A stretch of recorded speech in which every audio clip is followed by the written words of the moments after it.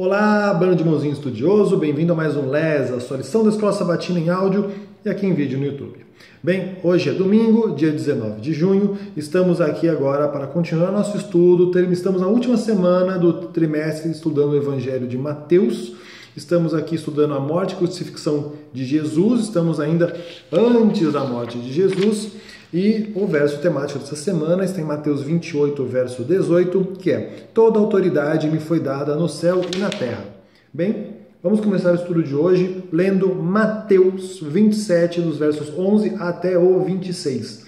E vamos tentar entender, enquanto a gente faz a leitura, qual que foi a escolha que foi dada ao povo, qual a importância da escolha e depois qual a consequência dessa escolha. Ok? Então vamos começar pelo texto, a partir do verso 11.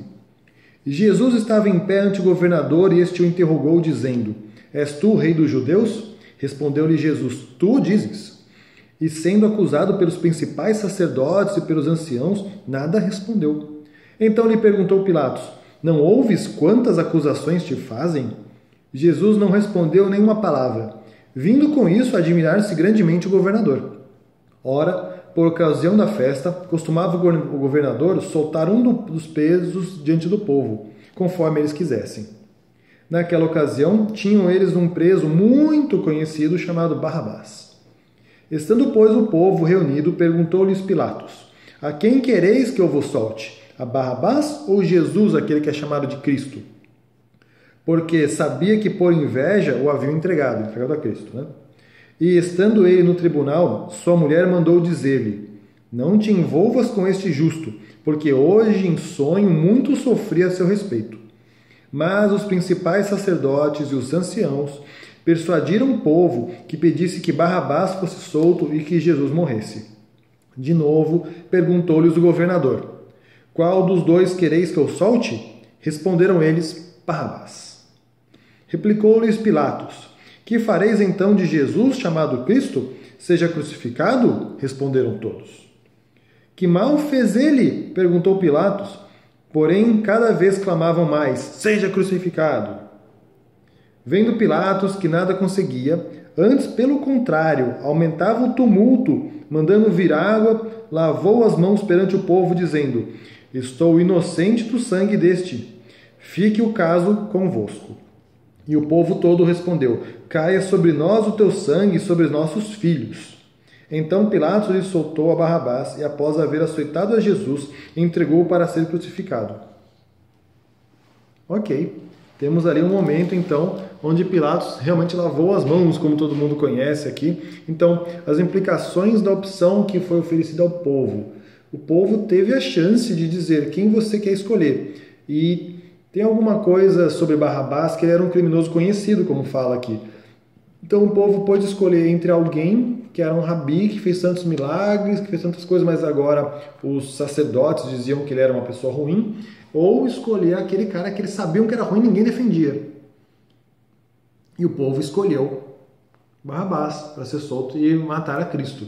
Então aí a gente tem uma das implicações. Primeiro, a gente enxerga também aí o grande conflito, as pessoas podendo sempre escolher, e depois a gente enxerga também a consequência da escolha, que foi a morte e tudo mais.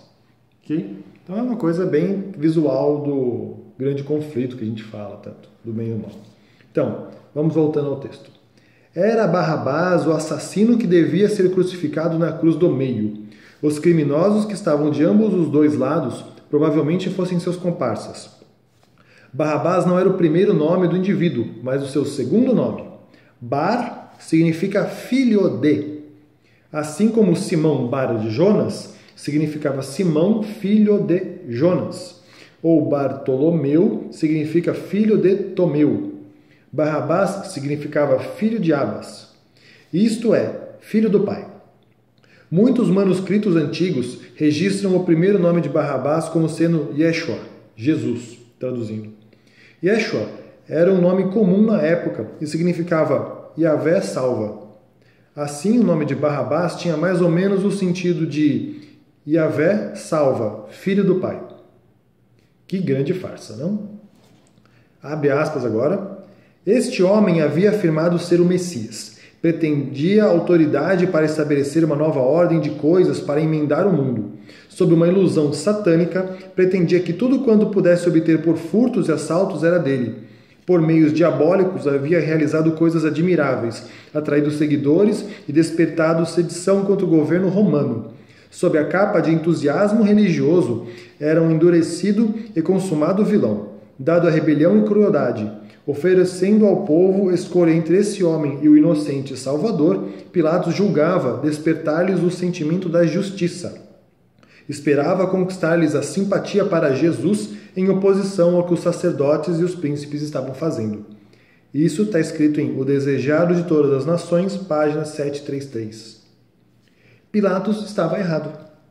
A menos que estejam sob a convicção do Espírito Santo, inevitavelmente as pessoas fazem a escolha espiritual errada, como fez aquela multidão. No fim, todos temos a escolha entre Cristo e Barrabás, entre Cristo e o mundo corrompido e caído, entre a vida e a morte. O julgamento é este, que a luz veio ao mundo e os homens amaram mais as trevas do que a luz, porque as suas obras eram más. Isso está em João 3,19. Bem, pessoal, esse foi o momento, então, da escolha do povo para levar, de fim, a cabo a condenação de Jesus para que depois ele fosse morto. Bem, foi esse o estudo de hoje, para a gente sempre pensar nossas escolhas. É interessante, tem uns outros podcasts e coisas que você talvez escute também, e que eles também citam assim, de você, às vezes, querer uma coisa no presente e você prejudicar o seu próprio eu futuro. Que o ser humano deveria ser um ser humano mais racional, porque não é como os animais que só vivem o presente. A gente tem o conceito de futuro. E porque a gente tem um conceito de futuro, a gente pode escolher entre não pegar, por exemplo, a recompensa atual, que a gente acha que é mais importante agora, pensar no bem futuro que isso pode acontecer. Mas muitas vezes a gente acaba nos animalizando, escolhendo sempre a recompensa instantânea e largando mão do futuro promissor que a gente tem. Bem, pessoal, esse foi o estudo de hoje. Não se esqueça do livro bíblico, Salmos 31 a 35, ok? Salmos, capítulo 31 a 35. Um bom estudo, muito obrigado pela sua paciência e se inscreve, deixa um like, faz como você achar melhor. Muito obrigado e até amanhã. Grande abraço. Tchau, tchau.